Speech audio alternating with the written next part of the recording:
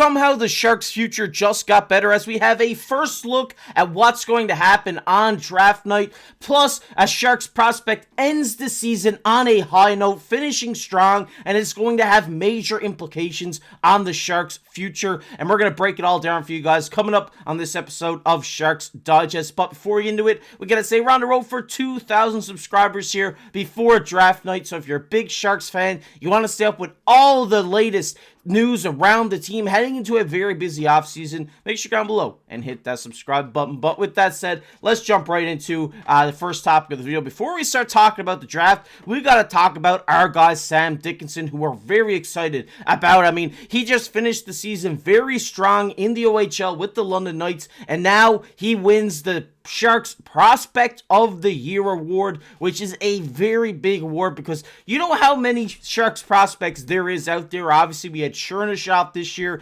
really show out and become a top prospect for this team as well, and there's so many guys that we've talked about all year long, but the one that topped the list for the Sharks is Sam Dickinson, and this is going to have a big effect on what's going to happen with him next season. What happens with him? Does he go back? Does he come over with the team? What is going to happen with Sam Dickinson? If we have a look here at how he performed this season with the London Knights, he had 91 points in 55 games as a defenseman. This guy tore apart the OHL this year and really came into his own and really found his game. I mean, he's proven to be a very good offensive defenseman that leans more two-way, and we've seen it this season. I mean, he had a major jump. Just look, he went from 70 points to 91 points in just one season, with 62 of them being assists, 29 goals as well. He is not afraid to shoot it from the blue line, and this guy could really help the San Jose Sharks, especially next season, I think. I think next season, there are some holes to fill here in free agency, but I do think we're going to see a lot of these more established prospects make their way over to the team, especially if they have a good training camp. I think if Sam Dickinson comes over to the training camp next year, he gets into the preseason, we see how he's looking out there on the ice, I think we could definitely see this guy make the opening night roster. I mean, I think you can play 4 NHL regular season games before burning your first year on your ELC. So even if they wanted to, I mean, they at least did it a couple years ago with Fraser Minton. He played 4 games, went back to the WHL. So maybe we see something like that. Maybe if they like what they're seeing out of Dickinson, maybe they keep him for the rest of the year. I think there's no harm in keeping him this season because we just seen he's proven to be a dominant force in the OHL, so I think it's time for him to graduate from the juniors to the pro level, whether that's staying up with the Sharks, whether it's starting out with the Barracuda next season. I think we definitely will see Sam Dickinson, and it's going to be huge for the Sharks team, losing a couple defensemen in free agency this year. I think he will make a major impact on this team, and I think he could be the future quarterback of this offense, and he's definitely looking like it this year in the OHL. But I want to hear your guys' thoughts on Sam Dickinson down below in the comment section. Do you bring him over next year? Let me know down below. But we got to jump into what's going to happen on draft night because, as we all know, the Sharks did end the season at the bottom of the league, which gives them the #1 odds to get the #1 overall draft pick. We've seen some crazy things over this past week saying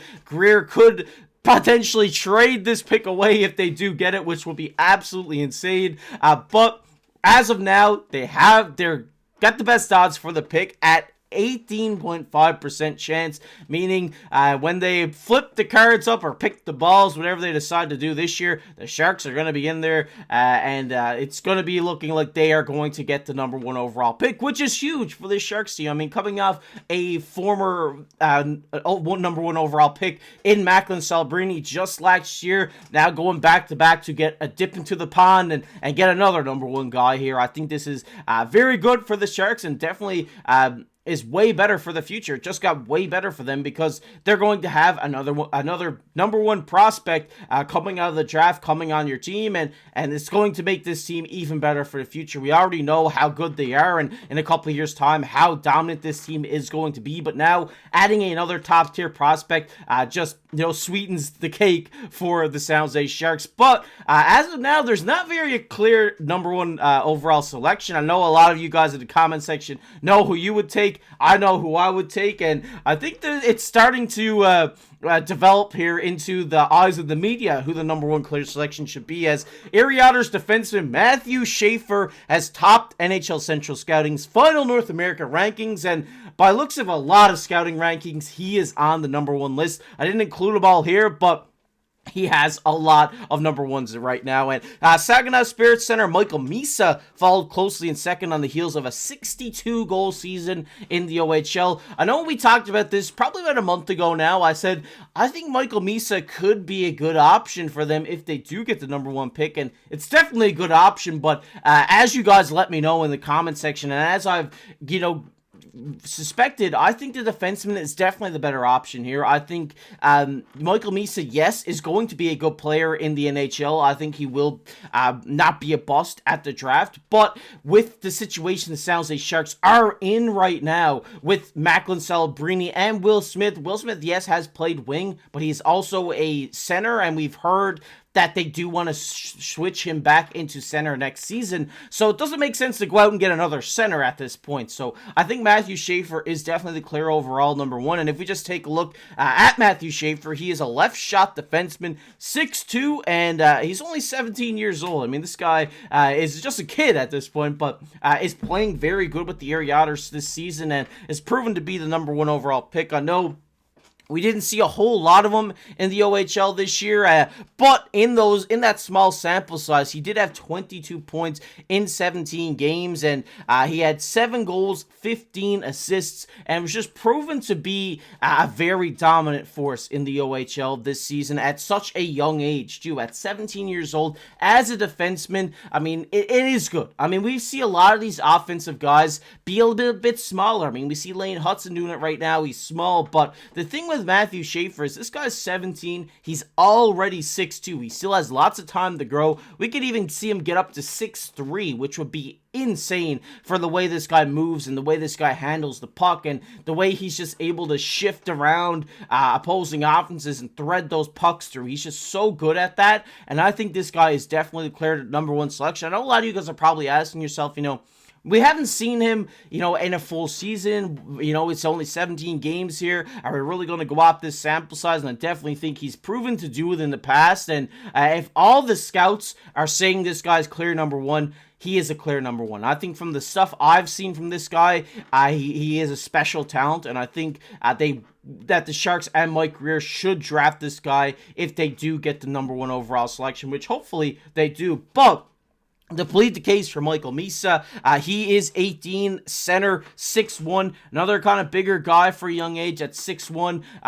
Being a center, I know a lot of you guys are probably saying, hey, we don't need another center, but they do have left wing selected as a secondary for him, and I know on the left side of our offense right now, it's a bit weaker once you get down through the scraps of it, so maybe if they talk to Misa here in their pre-draft interview and say, hey, we're thinking about playing you at left wing, what do you think about that? And if he's like, yeah, I'll do whatever I need, maybe they go after him and he just shifts to left wing. We see a lot of centers at the draft when they're drafted trying to fit into the NHL roster. They do lean away from being a center. I mean, William Nylander, prime example of that for Toronto. He was a center, now plays wing, and probably one of the best right wings in the entire NHL. So maybe this is an option we do see from Michael Misa. Maybe they say, hey, we got Sam Dickinson coming up. Maybe we don't need to go after Schaefer. But I do think that he is declared number one, but this is definitely a good option for them. Definitely if they can get him playing left wing, because as we alluded to, he just had a 62-goal season in the OHL,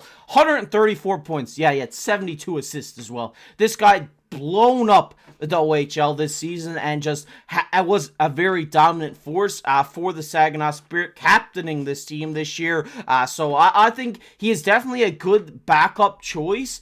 But right now, Matthew Schaefer is the guy that the Sharks need to go after. We need a defenseman. There's no doubt about that. I think that this guy is the clear number one. And on draft night, if we don't pick him first, I will be shocked. But who knows? This pick could be traded away from what we've heard from Mike Grier last week. So let's, hopefully that's not true. And hopefully we can get one of these clear guys. But if you're Mike Grier, are you trading the pick away? Who are you picking? Let me know down below in the comment section. If you enjoyed this video, leave a like, subscribe to the channel. We're going to keep you up to date on everything that's happening around this offseason for the San Jose Sharks. You're not going to want to miss out on that. But as always, I've been your host, KC. keep your stick on the ice.